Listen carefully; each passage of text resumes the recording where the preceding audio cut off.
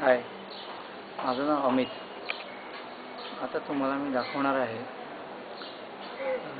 Reliance GSM नेटवर्कद्वारे मोबाईलवरती आपण टीव्हीचे चॅनल कसे पाहू शकता. त्याच्यासाठी मोबाईलमध्ये त्याच्यासाठी काय काय सेटिंग करावे लागतात. तर आपण प्रथम रिलायन्स GSM फोन चा 3G नेटवर्क आपल्या फोनमध्ये ॲक्टिवेट करण्यासाठी MTV असा मेसेज 55447 वरती पाठवा. मग आपल्याला रिलायन्समधून काही सेटिंग येतील. जर आपला फोन अँड्रॉइडचा असेल तर आपण ही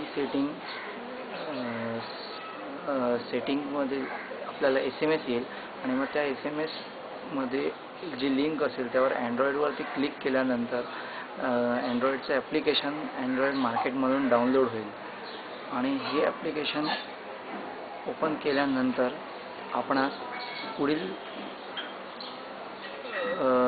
पुढील माहिती अशी मोबाईलवरती मिळेल. पहा,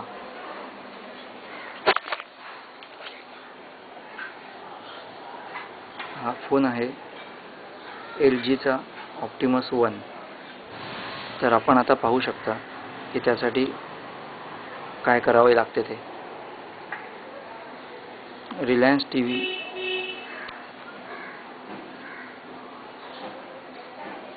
आता रिलायन्स TV सॉफ्टवेअर मी आता चालू करत आहे. ते केल्यानंतर आपल्याला असा प्रथम स्क्रीन येतो आणि त्या स्क्रीनमध्ये वॉच चॅनल्स म्हणून येतं. तर त्या वॉच चॅनल्स असं लिहून आल्यानंतर आपण जे कुठले चॅनलची लिस्ट असेल त्याप्रमाणे आपण ते चॅनल निवडावे. तर मी एक चॅनल निवडलेला आहे आणि तो फेवरेट करून ठेवलेला आहे. त्या चॅनलचं नाव आहे स्टार माझा. आपल्याला पाहत आहात आपण. आता मी तो प्ले करतो आहे 3G नेटवर्कद्वारे.